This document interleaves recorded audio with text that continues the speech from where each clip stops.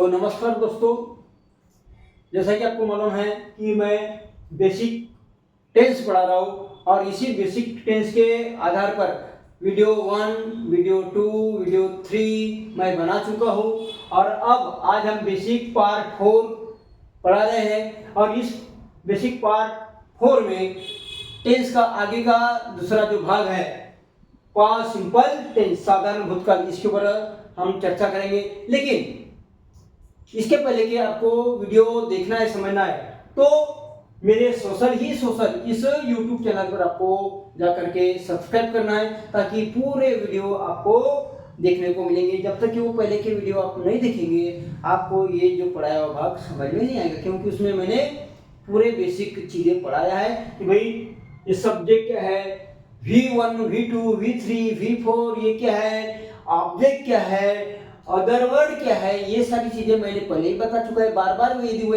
वो पूरी चीजें मैं बताता हूँ तो वीडियो की जो लंबाई है बहुत ज़्यादा लंबा हो जाएगा, ज़्यादा समय का हो जाएगा और आप बोर भी होने लगेंगे। इसलिए मैं शॉर्ट में 10-15 मिनट का वीडियो बनाने के उद्देश्य से ये छोटे छोटे वीडियो एक बार एक टेंस आपके सामने पेश कर रहा हूँ। तो चलो चलते हैं, समझते हैं पास्ट सिंपल टेंस। तो सबसे पहले देखिए,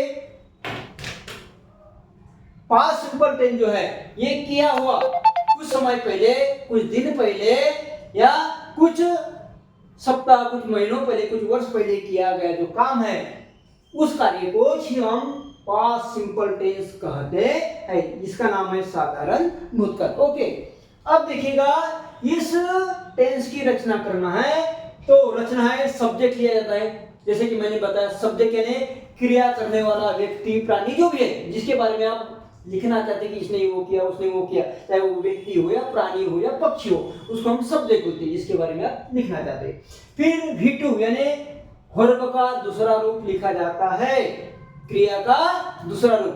प्रत्येक क्रिया के, मुख्य क्रिया के 4 रूप, 5 रूप, 6 रूप, जैसा कि मैंने पहले वीडियो में बताया है, वो आपको हर दिन 5-5 वर्ब के फॉर्म लिखना है तो आपको याद हो जाएगा कि प्रत्येक क्रिया के 4 रूप, 5 रूप होते हैं। तो यहाँ पे इस टेंस में V2 लिया जाता है, वर्ब का दूसरा रूप। ऑब्जेक्ट लिया जाता है, उसके बाद में क्या लिया जाता है, ऑब्जेक्ट। अब ऑब्जेक्ट भी बताया है मैंने कि ऑब्जेक्ट किसको बोलते हैं, जिस पर या जिसके साथ क्रिया अपन करते हैं उसको बोलते हैं। अब जैसे मैंने लिखा खाना, मैंने खाया, क्या खाया, तो रोटी, चावल, फल, तो ये जो खाने की क्रिया है किसके साथ हो रही है, फल के साथ, रोटी के साथ, उसको बोलेंगे ऑब्जेक्ट। यानी चावल, रोटी जो भी हम बोलते हैं उसको हम ऑब्जेक्ट बोलेंगे। जैसे फाड़ा, मैंने फाड़ने की क्रिया है, लेकिन क्या फाड़ा, तो कागज फाड़ा, ये फाड़ा, वो फाड़ा, उसको बोलेंगे हम ऑब्जेक्ट। उसके बाद में अदर वर्ड यानी वाक्य में और जानकारी जोड़, जैसे मैंने पेपर फाड़ा, कब फाड़ा, कैसे फाड़ा, क्यों फाड़ा, ऐसी यदि जानकारी और लिखते हो वाक्य में तो उसको बोलेंगे अदर वर्ड। ये जरूरी नहीं कि आप ज्यादा जानकारी लिखो,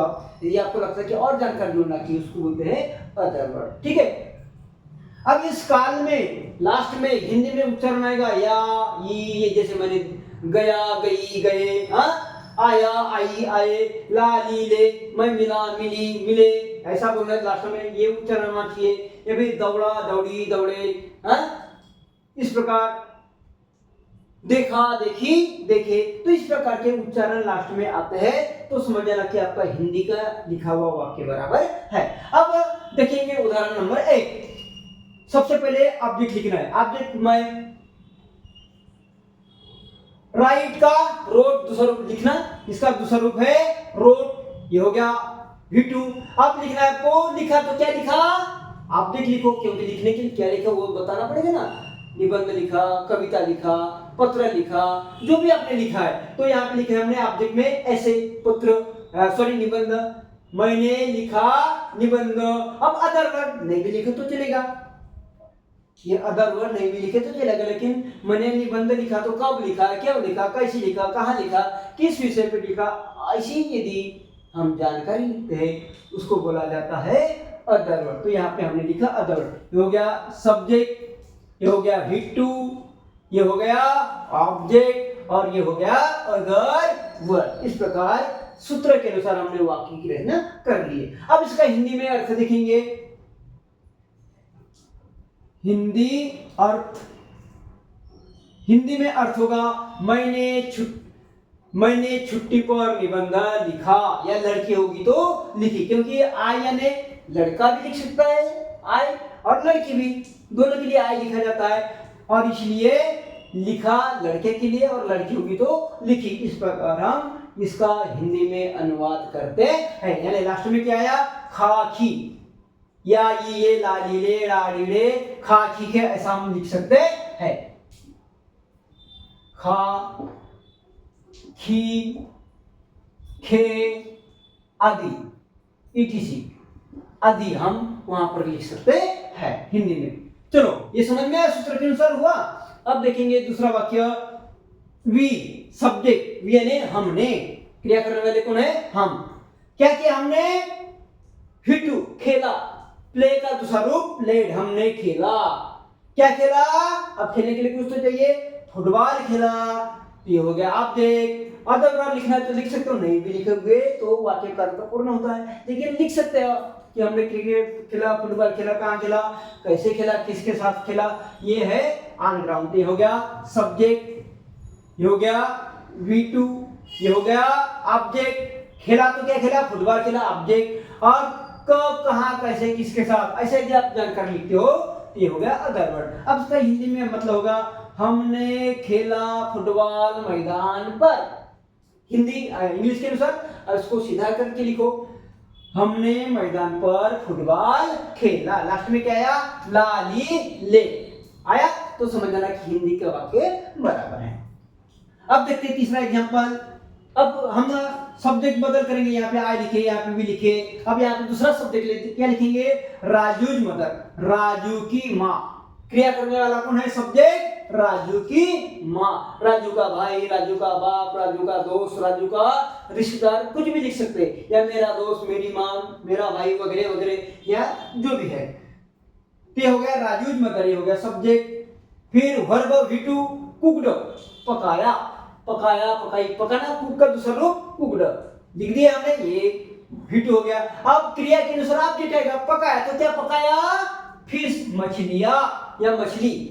मछली एक भी रही तो फिश, फिश लिखते हैं, और एक से ज्यादा भी रही तो फिश ही लिखते हैं। अब यहाँ पे अदर वर्ड नहीं लिखते, लिख भी सकते हो, नहीं लिख सकते। तो ये हो गया तुम्हारा past simple tense, subject V2 और ये ऑब्जेक्ट। अदर वर्ड चाहे तो आप लिख सकते हैं। अब इसका हिंदी में मतलब समझिएगा, Raju's mother cooked fish, Raju के माने पकाया मछली। अब इसको सीधा करके लिखिएगा, राजू की माँ ने मछली पकाई। लास्ट में क्या आया, ई या ई ये, इस प्रकार उच्चारण आता है तो समझना कि हिंदी में वाक्य रचना बराबर है। ठीक है, अब देखेंगे उसके बाद में next example for my dog Ryan. अब आप बोलोगे ये माय डॉग हो गया सब्जेक्ट, माय डॉग हो गया सब्जेक्ट। अब ये हो गया रियान। आप बोलोगे ऑब्जेक्ट कहाँ गया, सर आपने तो ऑब्जेक्ट लिखेगी नहीं और अदर वर्ड लिखेगी नहीं। तो इसके पहले की वीडियो में आपको बता दिया है मैंने कि बहुत सारी ऐसी क्रिया होती है जिनको ऑब्जेक्ट की आवश्यकता नहीं होती, जैसे रियान है, रन दौड़ना, गो है, कम है, स्लीप है, क्राई है, फ्लाई है। बहुत सारी क्रिया है जिनको ऑब्जेक्ट की जरूरत नहीं होती है। जैसे दौड़ो, मैंने बोला दौड़ो, क्या दौड़ो बोलोगे क्या आप, यानी दौड़ने के लिए किसी चीज की आवश्यकता नहीं होती, उसको बोलते हैं अकर्मक क्रिया, यानी इनको ऑब्जेक्ट की जरूरत नहीं होती। इनको आप गो, मैंने जाओ, क्या जाओ बोलोगे क्या, जाओ नहीं जाओ, यानी इसको ऑब्जेक्ट की जरूरत नहीं होती। कम आ जाओ, क्या हो बोलोगे क्या, नहीं, इसका मतलब इसको भी ऑब्जेक्ट की जरूरत नहीं, ऑब्जेक्ट यानी ये जो ऑब्जेक्ट है इसकी जरूरत नहीं होती। स्लीप मैंने सो जाओ, क्या सो बोलेंगे क्या, नहीं। तो ऐसी ये बहुत सारी, जैसे मैंने रो, क्या रो बोलेंगे क्या, नहीं, यानी ऑब्जेक्ट की जरूरत नहीं पड़ती इनमें। फ्लाई उड़ना, पक्षी उड़ता है, क्या उड़ता है बोलेंगे क्या, मैंने बोला हंसो, क्या हंसो बोलोगे क्या, यानी हंसने के लिए किसी चीज की आवश्यकता नहीं पड़ती, इसलिए यहाँ पे इन सभी क्रियाओं को ऑब्जेक्ट नहीं लिखा जाता और इसलिए ऐसी क्रियाओं को हम अकर्मक क्रिया बोलते हैं। अकर्मक क्रिया, अकर्मक क्रिया, इंग्लिश में इंट्रांजिटिव बोलते हैं, इंट्रांजिटिव वर्ब बोला जाता है। तो ध्यान में रखिएगा कि बहुत सारी क्रियाएं होती है जिनको आप देखिए, जैसे यहाँ पे मेरा डॉग, रेयान क्रिया यानी सब्जेक्ट है और केवल क्रिया है, ऑब्जेक्ट की आवश्यकता नहीं। हाँ, अदर वर्ड लिख सकते हो, मेरा कुत्ता दौड़ा, कहाँ दौड़ा, चोर पर दौड़ा, भिखारी पर दौड़ा, मेरे पीछे दौड़ा, घर की तरफ दौड़ा, कहाँ दौड़ा, यह आप लिख सकते हो, लेकिन उसको ऑब्जेक्ट नहीं बोलिएगा क्योंकि इनको ऑब्जेक्ट की जरूरत नहीं है। ओके, तो ध्यान में रखना कि कौन सी क्रिया को ऑब्जेक्ट की जरूरत है, किसको नहीं है। ठीक है, इसके बारे में मैं एक सेपरेट चैप्टर भी लूंगा कि क्रिया के कितने प्रकार होते हैं, अकर्मक क्रिया क्या है, सकर्मक क्रिया क्या है। ओके, तो ध्यान रखना। अब देखते हैं दूसरा एग्जांपल, द बर्ड फ्लू। ये भी वही वैसा ही एग्जांपल मैंने दिया है ताकि आपको फिर से समझ में आ जाए।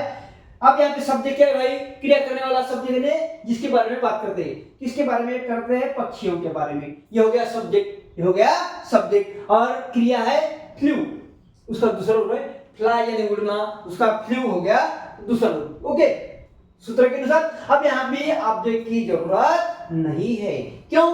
क्योंकि उड़ना ऐसी क्रिया है जिसको ऑब्जेक्ट की जरूरत नहीं है। मैंने बोला उड़ो, पक्षी उड़ता है, क्या उड़ता है बोलेंगे क्या? नहीं, पक्षी उड़ा नहीं उड़ा।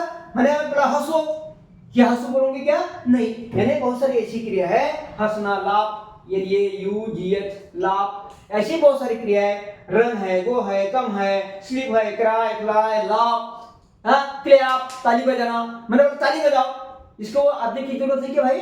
बिल्कुल नहीं है, क्योंकि ताली बजाना बस काम खत्म।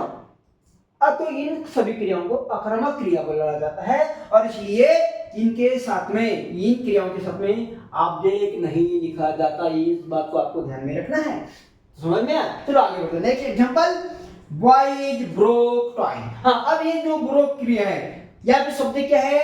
बॉयज, क्रिया करने वाला लड़के। अब क्रिया कौन सी है? ब्रोक, तोड़ना, कोई भी चीज को तोड़ते कि नहीं, उसका दूसरा रूप है ब्रोक। अब ये जो क्रिया है, इस क्रिया को बोलेंगे सकर्मक क्रिया। क्यों? सकर्मक यानी जिसके साथ में कर्म जरूरी है, ऑब्जेक्ट जरूरी है। अब तोड़ा, क्या तोड़ा? मैंने तोड़ो, आप लोग सर क्या तोड़ू? तो तोड़ने के लिए कोई चीज चाहिए, है? तो यहाँ पे खिलौने तोड़ा या तोड़े, तो इसको बोलेंगे ऑब्जेक्ट, क्योंकि ये क्रिया के लिए जरूरी है। मैंने बोला खाओ, क्या खाओ? तो फल खाओ वगैरह, तो फल हो गया, आम हो गया, इनको बोलते हैं सकर्मक, यानी खाने वाली जो क्रिया है, तोड़ने वाली की, जिनके साथ में ऑब्जेक्ट आता है, उन क्रियाओं को बोला जाता है सकर्मक क्रिया। वो बाद में सेपरेट में एक पीरियड लूंगा, उसका टॉपिक लूंगा। तो यहाँ पे ये समझ लो कि हम ये पास्ट सिंपल टेंस की रचना कैसे करते हैं, ये हमारा मूल उद्देश्य है। तो सबसे पहले हमने लिखे सब्जेक्ट, V2 आया, फिर ऑब्जेक्ट, यहाँ पे ऑब्जेक्ट की जरूरत है क्रिया को, इसलिए ऑब्जेक्ट लिखे, और अदर वर्ड लिखना चाहे तो लिख सकते हो। लड़कों ने तोड़ा खिलौने कक्षा में, subject, verb, object, other word. Okay, बच्चों ने तोड़ा खिलौने कक्षा में, इसको सीधा करके